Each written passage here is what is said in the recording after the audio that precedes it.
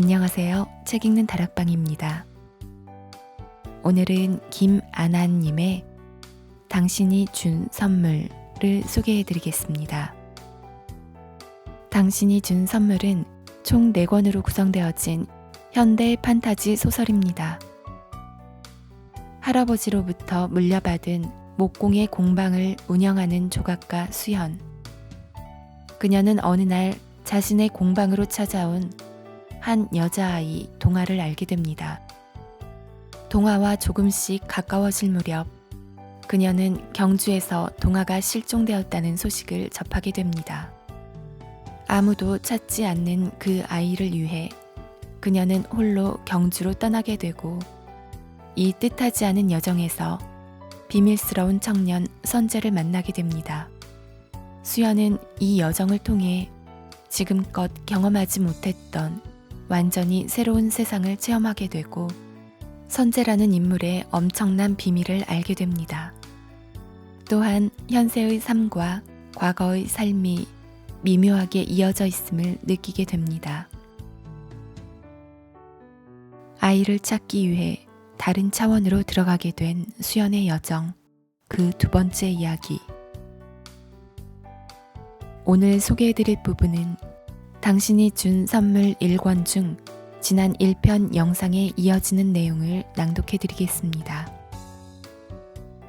그럼 편안한 시간 되시길 바랍니다. 감사합니다.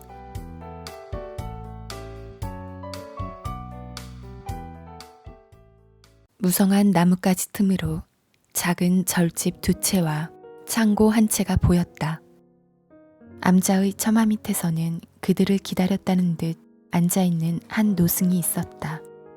짧게 깎았지만 듬성듬성 자란 흰머리와 눈가의 깊은 주름으로 보아 나이가 꽤 많은 승려임이 틀림없었다. 문득 그녀는 돌아가신 할아버지의 모습이 노승의 모습과 겹쳐 보이는 것을 느낄 수 있었다. 남자는 노스님에게 다가가 간단히 묵례했다. 인사가 요란스럽지 않은 것으로 보아 익히 아는 가까운 사이임을 짐작해 했다. 일이 생겨서 조금 늦었어요. 왔으면 됐다. 손님을 모시고 왔어요. 순간 저 멀찌감치 서 있던 그녀는 화들짝 놀랐다. 몰래 뒤를 밟고 있다고 생각했건만 부처님 손바닥이었던 모양이다.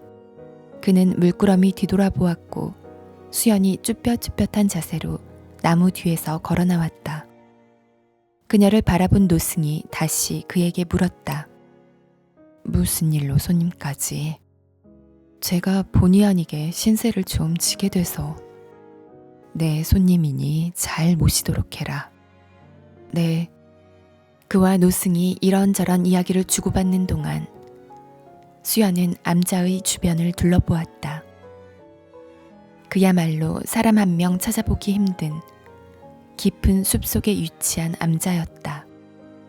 스님들이 간혹 일반 사찰이 아닌 인적이 드문 산중에서 수행한다는 이야기는 어디선가 들은 적이 있었지만 이렇듯 직접 오게 될 줄은 서울에서 출발할 때만 해도 상상도 하지 못했던 일이었다.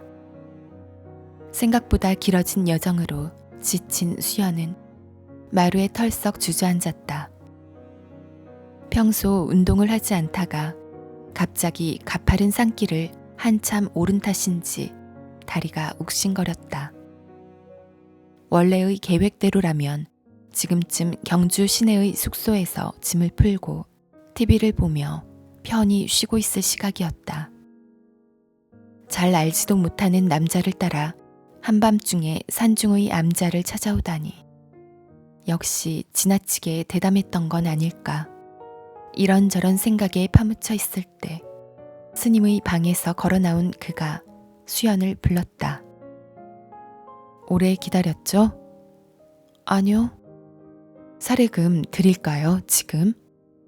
네, 그래 해주시면 감사하고요. 그 돈 받으시면 다시 내려가실 건가요? 쉽게 네 라는 소리가 나오지 않았다. 한밤중에 산길을 올라오는 것만 해도 아찔했는데 다시 그 길을 내려가야 한다니 더 깜깜하게 느껴졌다. 그런 그녀를 보고 있던 그가 다시 말했다. 사례금은 드릴 거고 원하신다면 오늘 밤 묵어갈 수 있도록 자리를 봐드릴 수 있어요. 아니에요. 저 아무 데서나 자는 그런 사람 아니에요. 아, 그렇군요. 그의 입 끝에서 비실하게 웃음이 새어나오는 게 보였다. 그가 흰 봉투를 건넸다. 그럼 이라는 말 한마디를 남긴 채 그는 암자의 뒤뜰로 사라졌다. 수연은 문득 하늘을 올려다보았다. 어두컴컴한 밤. 비가 내려 별조차 찾아보기 힘든 그런 밤이었다. 느닷없는 제안이긴 했지만 이 상황에서 내릴 수 있는 결론 중에는 가장 합리적인 방법이었건만 왜 거절했단 말인가. 눈 딱 감고 다시 부탁할까? 아이씨, 사람이 2번은 권해봐야지. 한 번 물어보고 그냥 가냐? 자기가 무슨 쿨가이야 뭐야. 이런데 오는 거 보니까 그다지 도시 사람도 아닌 것 같은데. 수연은 그가 사라졌던 암자의 뒤뜰을 조심스레 기웃거렸다. 작은 전구 하나가 밝히고 있는 뒤뜰은 어둑하고 고요했다. 그렇게 두리번거리고 있었을 때 나지막한 목소리가 뒤통수에서 들려왔다. 그만하시고 따라오시죠. 돌아보니 어느새 그녀를 빤히 내려다보고 있는 그 사람이었다. 그가 안내한 곳은 창고 옆에 있는 작은 방이었다. 그의 말에 따르면 암자에 가끔 들리는 보살님들이 쓰는 처소라고 했다. 그는 좀 전과 같이 그럼이라는 간단한 한마디를 남기고 자리를 떠났다. 수연은 주변을 둘러보았다. 저 멀리 큰 나무 둥치 밑에 화장실로 보이는 곳에는 해우소라고 적혀 있었다. 실로 오랜만에 집과 동떨어져 있는 화장실을 보고 있었다. 다행히 씻을 수 있는 공간인 욕실은 방 안쪽에 있었다. 최신 시설은 아니었지만 절집답게 간소하고 물때 하나 없이 말끔했다. 직접 만든 듯한 나무로 된 바가지가 벽에 걸려 있었고 큰 물통 위에는 조리박 하나가 동동 떠 있는 모습이 정겹게 느껴졌다. 방은 그리 크지 않았다. 이불을 깔고 나면 한 걸음 정도의 너비가 남는 그런 공간이었다. 이불은 예쁘고 화려하진 않았지만 깨끗하고 보송보송했고 냄새 또한 그러했다. 밖에서는 여전히 비가 내리는데도 방이 전혀 습하게 느껴지지 않는 것이 신기했다. 필시 그 노스님이 신경 써서 관리해둔 것이리라. 수연은 대충 세수를 한 뒤 이불을 깔고 누웠다. 베개 속에서 뭔가 바스락거리는 소리가 나서 열어보니 국화꽃 말린 것이 한가득 들어있었다. 절에서 이런 것을 일부러 사서 넣을 리는 없고 어떤 행자의 부지런한 손끝에서 나오는 정성이 느껴졌다. 밤은 더욱 깊어가고 처마 밑으로 떨어지는 처연한 빗소리가 더욱더 투명하게 들려왔다. 지금쯤 도시에 있는 그녀의 집에 있었더라면 인터넷을 하거나 TV를 보고 있었을 것이다. 본의 아니게 모든 문명의 이기와 접속 해제된 그녀는 기대치 않은 묘한 공기를 들이키며 불 꺼진 방의 이불 속에 누워 있었다. 달빛조차 들지 않는 비 내리는 밤이었기에 방 안은 온통 어둠 속에 잠겨 있었다. 하지만 그 적막한 어둠은 답답하다기보다는 그 어느 때보다 포근한 이불이 되어 그녀의 정신을 감싸주고 있었다. 경주에서의 첫날 밤은 그렇게 깊어가고 있었다. 밤새 비가 제법 내린 모양이었다. 비는 그쳤지만 아침에 눈을 떠보니 처마 끝으로 여전히 빗방울이 똑똑 떨어지고 있었다. 간단히 세안하고 앞들로 나가보니 노스님이 마당에서 젖은 나무 잎사귀를 쓸어내고 있었다. 수연은 그와 시선이 마주치자 합장을 하고 고개를 숙여 인사했다. 노승 역시 합장으로 인사를 받았고 그녀에게 가벼운 발걸음으로 다가왔다. 편히 주무셨는지요? 네, 오랜만에 푹 잤어요. 정말 꿀잠이었어요. 꿈도 거의 안 꾸었고요. 수연의 밝은 대답에 노승은 따뜻한 미소로 화답했다. 그나저나 정말 일찍 일어나시네요. 역시 절이라서 그런가요? 보살님께서 낯선 곳에서 묵으시다 보니 시간 가는 것을 잘 못 느끼시나 봅니다 그려. 노승의 한마디에 수연은 안채의 마루에 걸려있는 시계를 바라보았다. 시계바늘이 가리킨 시각은 정확히 9시. 그녀에게는 아침 시간이었지만 수행자의 입장에서는 해가 중천에 뜬 시각이리라. 당혹스러운 마음에 눈을 껌뻑이고 있는 그녀에게 노승이 말을 건넸다. 식사나 같이 합시다. 아닙니다. 더 이상 폐를 끼칠 수는 없죠. 하룻밤 묵는 것도 큰 신세인데요. 서울 사람들은 거절하는 게 예의인 줄을 아나 봅니다. 그런 건 아니고 머물러 가시는 것도 인연인데 같이 듭시다. 밥상에 숟가락 하나 더 올린다고 절살림 안 망합니다. 제가 듣기로는 선재가 큰 신세를 졌다고 들었습니다. 선재, 아마도 그 사람의 이름이 모양이었다. 그러고 보니 여태껏 그와 통성명조차 하지 못한 그녀였다. 그녀는 노승의 제안을 뿌리치기 어려웠다. 괜찮다는 자신의 말과는 달리 뱃속에서는 꼬르륵거리는 정직한 신체의 반응이 나오고 있었다. 더 이상 마음에도 없는 사양은 그만두기로 했다. 그녀는 곧 마루에 걸터앉아 노승과 함께 식사를 시작했다. 그가 부엌에서 내온 작은 상차림은 여느 절집과 다름없는 간소한 메뉴였다.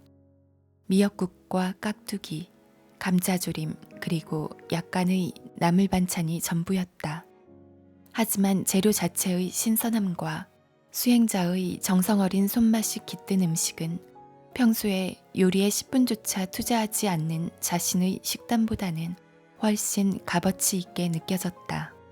그녀는 물이 오른 아삭한 채소를 씹고 음식의 향을 느끼고 맛을 보았다. 입맛을 잃었던 사람도 이 밥상 앞에선 미각을 되찾으리라는 생각이 들 정도로 밥다운 밥을 먹은 수연이었다. 식사가 끝나고 노승은 차를 권했다. 한방차의 향은 그윽했고 그 맛은 기분 좋은 씁쓸한 맛이었다. 차의 향취는 그렇게 식사를 마친 속에 따뜻하게 감돌았다. 마치 몸 안의 중심을 잡아주고 들뜬 마음을 가라앉혀주는 듯한 쓴맛이었다. 차를 마시던 수연이 문득 무엇이 생각났는지 노승에게 물었다. 그나저나 그분은 어디 가셨나요? 같이 식사 안 하시나요? 그녀는 자신을 여기까지 데리고 온 장본인이 눈에 띄지 않는 것을 느꼈다. 일이 있어서 아침 일찍 나갔지요. 이제 곧 돌아올 겁니다. 그런데 그분은 왜 여기에? 그분도 스님이 될 뿐인가요? 수연의 한마디에 노승이 너털 웃음을 지으며 고개를 저었다. 그건 아니오시다. 그 녀석 역시 한낱 객이지요. 그럼 왜 이런 곳에? 누구나 각자 사연이 있는 법이지요. 자세한 것은 본인에게 듣는 편이 좋을 겁니다. 보살님께선 보아하니 서울풍 같은데 어떻게 예까지 오시게 되었습니까? 저는... 수연은 한방차를 한 모금 들이킨 다음 다소 천천히 자신의 이야기를 시작했다. 이런 말까지 할 필요가 있는가 싶었지만 맑게 갠 아침 햇살 한 줄기와 뜨끈한 차 한 모금이 그녀의 마음을 열어놓았다. 그녀는 동아라는 아이를 만났던 순간부터 이야기를 꺼내놓았다. 자신의 작업실에서 만난 그 아이. 어느 날 저녁밥을 같이 먹으며 주고받았던 말. 그리고 더 이상 얼굴을 볼 수 없었던 그날까지 말이다. 아이의 실종 소식을 듣고 그 뒤 몇 차례 다시 학교로 가서 수사 과정을 물었지만 그저 모든 가능성을 열어두고 최선을 다하고 있다는 의례적인 답이 돌아왔을 뿐이라고. 관심을 기울일수록 오히려 구체적인 관계가 없는 제3자의 등장을 미심쩍게 여기는 시선을 받았던 경험까지. 학교에 더 갔다간 제대로 의심받을 것 같아서 그만뒀어요. 제가 원래 이렇게 적극적인 성격은 전혀 아닌데 이상하게도 자꾸 홍길동이 되려고 하는 거예요. 그래서 자제하자 하고 생각은 했는데 학교 사람들을 원망했겠습니다. 노승이 가만히 웃음 지으며 물었다. 솔직히 좀 화는 났는데 나라면 어땠을까 싶더라고요. 학생 한 명 실종되었다고 전체 학생들 학업을 뒤로 하고 학교를 비상사태로 만드는 것도 이상하지 않을까. 좀 냉정하고 가능하면 일을 크게 안 만들고 싶어 하는 모습이 비열하게 느껴지기도 했지만 나라면 많이 달랐을까 싶더라고요. 인정하기 싫지만 현실은 이런 거지 뭐. 그런 생각이 들었어요. 사람 하나가 사라져도 세상은 돌아가잖아요. 게다가 그 애랑 나는 사실 아무 관계도 아니니까. 정확히 말해서 책임감 같은 거 느낄 이유도 없는 거예요. 수연은 잠시 생각에 잠긴 얼굴로 절 마당에 있는 작은 연못을 가만히 바라보았다. 아침 햇살이 떨어지는 연못에서는 아기 강아지 한 마리가 바위 위에 엎드려 졸고 있었다. 골똘히 생각에 잠겨있는 수연을 보고 노승 역시 입을 닫고 침묵했다.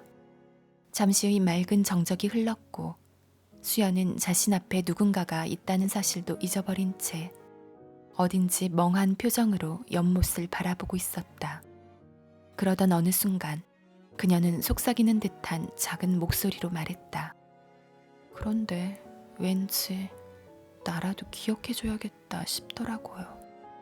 아이를 찾으러 나설 참이신지요. 노승의 물음에 수연이 가볍게 한숨을 내쉬었다. 사실 전문가들이 수색했으니 제가 간다고 뭐 달라지진 않겠죠. 하지만 그래도 한번 찾아보고 싶어요. 그 애가 들렀던 곳을 한번 보고도 싶었고요. 어딜 갔었는지, 뭘 보고 있었는지, 아무튼 뭐랄까, 그냥 아무 일도 없었다는 듯이 지내기가 어려웠거든요. 수연은 서치의 주머니에 있던 하얀 쪽지를 꺼내 보였다. 접힌 종이 쪽지를 열어보니 당시 여행 일정이 프린트된 학교의 알림장이었다. 일단 여기에 나와 있는 유적지를 돌아볼까 해요. 그때였다. 숲길을 올라오는 누군가의 발소리가 들려오고 있었다. 문득 시선을 돌린 그녀는 암자의 마당으로 들어오고 있는 그를 발견했다. 약수라도 길어왔는지 그의 한 손에는 커다란 물통이 들려 있었다. 그는 노승을 보고 가볍게 고개를 숙였고 곧 부엌으로 향했다. 시름시름 앓던 어제와 비교할 수 없을 정도로 가볍고 활기 넘치는 그의 발걸음이었다. 아마도 저 모습이 평소의 모습이었으리라. 하던 이야기를 멈추고 신기한 눈빛으로 그를 바라보자 가만히 앉아있던 노승이 입을 열었다. 저놈을 데려가면 어떻겠습니까? 잠시 뒤 그녀가 노승에게 감사 인사를 하고 암자 밖으로 나올 때 어느새 선재가 뒤따르고 있었다. 경주를 둘러볼 수 있게 가이드해줄 모양이었다. 경주의 초행이나 다름없는 그녀로서는 거절할 이유가 없었다. 암자가 있는 산속을 벗어나 한적한 도로를 한참 걷다 보니 버스 터미널이 나왔다. 버스를 탄 두 사람은 그렇게 약 30분간을 달려 경주 박물관 앞에 도착했다. 허공을 울리는 깊은 종소리에 시선을 돌려보니 박물관 마당에서는 책에서만 보던 성덕 대왕 신종이 묵직한 존재감을 드러내며 자리하고 있었다. 아쉬운 것은 들려오는 종소리가 실제의 종소리가 아닌 녹음된 종소리가 스피커를 통해 나오고 있다는 점이었다. 그녀는 문득 어린아이를 쇳물에 녹여 넣는 인신공양으로 종을 완성했다는 전설이 기억났다. 이 끔찍한 전설은 결국 사실이 아닌 것으로 판명되었지만 그 시절 이 신물에 가까운 종을 완성하기 위해 들어갔던 상상 이상의 공력을 반증해주는 설화였다. 20톤에 해당하는 엄청난 규모의 종 위로는 그 묵직한 무게감과는 상반된 정교하고 아름다운 빛천상이 새겨져 있었다. 금방 만들고 금방 쓰고 버리는 문화에 익숙한 자들의 눈엔 이는 여전히 꿈에 가까운 신물이었다. 분명 중고등학교 때 수학여행으로 와본 곳이건만 마치 처음 보는 듯한 새로운 느낌이 일었다. 종은 주로 언제 치죠? 신년에 한 번 치던가요? 진짜 타종 소리를 한번 들어보면 좋겠는데. 그녀의 물음에 그는 말없이 신종에 대한 설명이 적힌 안내 표지판을 가리켰다. 거기엔 2003년 이후로는 국보의 보존을 위해 타종을 중단했다 나와 있었다. 한편 그는 어제와 같이 헤드셋 이어폰을 쓰고 핸드폰을 들여다보고 있었다. 완벽한 현대인의 모습. 노스님이 홀로 기거하는 산속 암자에 들락거리는 인물로는 전혀 보이지 않았다. 저기요. 그녀의 부름에 그가 시선을 들어올렸다. 이름이 선재 맞죠? 그것도 맞죠. 그것도 맞다는 건 무슨 소린가요? 뭐 그냥 그런 게 좀 있어요. 어쨌든 저는 임수연이라고 해요. 이것도 인연인데 통성명이라도 하죠. 그녀가 악수라도 하자는 듯 한 손을 내밀었다.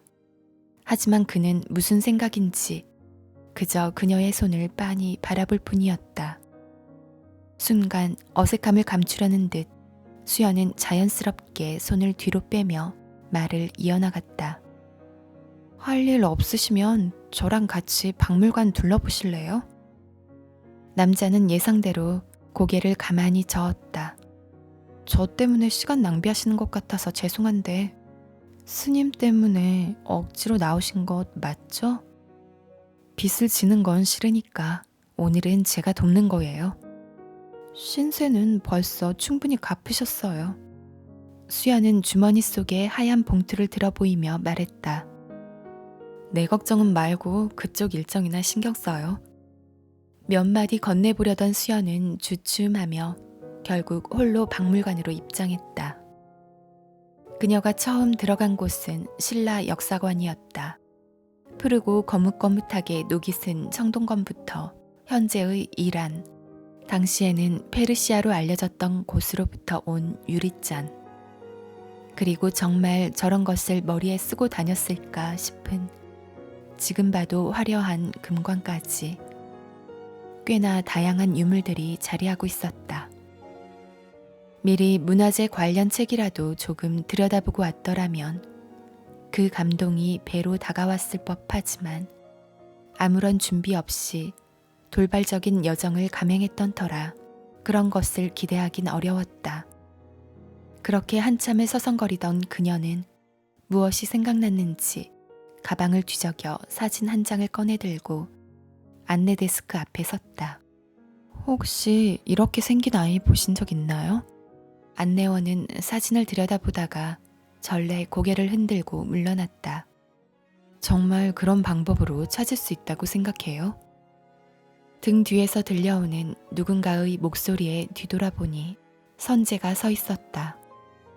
그는 바지 주머니에 손을 넣고 수연의 손에 들린 사진을 들여다보고 있었다. 바보 같은 짓이라는 것은 이미 알고 있었다. 하루에도 수백의 인파가 몰려드는 박물관에서 학생 한 명 받느냐고 물어보는 것은 어리석은 짓이라는 것을. 하지만 혹시나 하는 미련한 마음은 포기를 몰랐다. 안 온다면서 왜 왔는데요? 그녀가 시큰둥한 목소리로 물었다. 그냥 들어와 봤어요. 뭐 이러고 있을 거라곤 상상도 못했지만. 네? 그냥 좀 별나네. 수연은 모르는 척하며 뒤돌아섰다.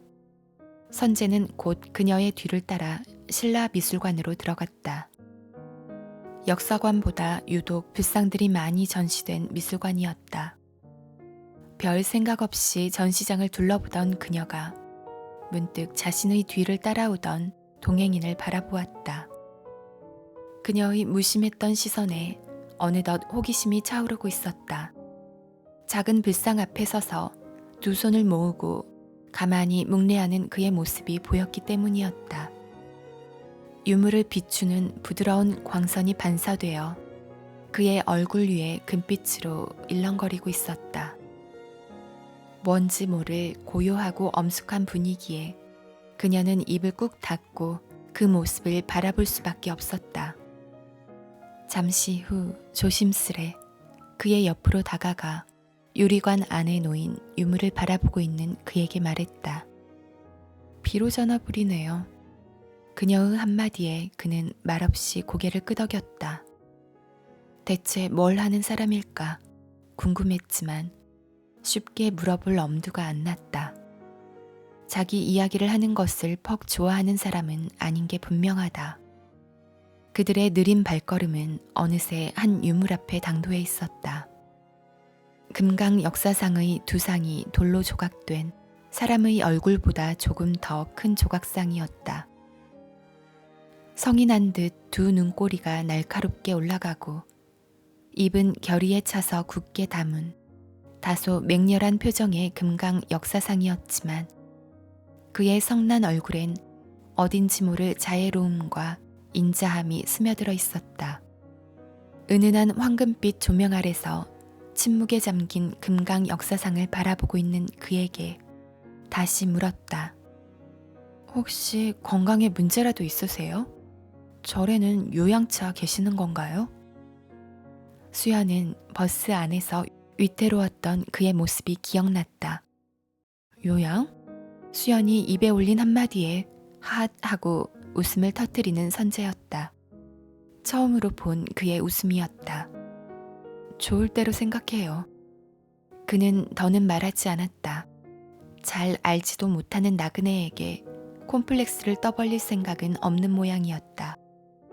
잠시 뒤 그가 문득 물어왔다. 가족인가요? 아니면 친척? 네? 그의 말이에요. 잃어버렸다는. 선재의 한마디에 그녀는 가만히 고개를 저었다.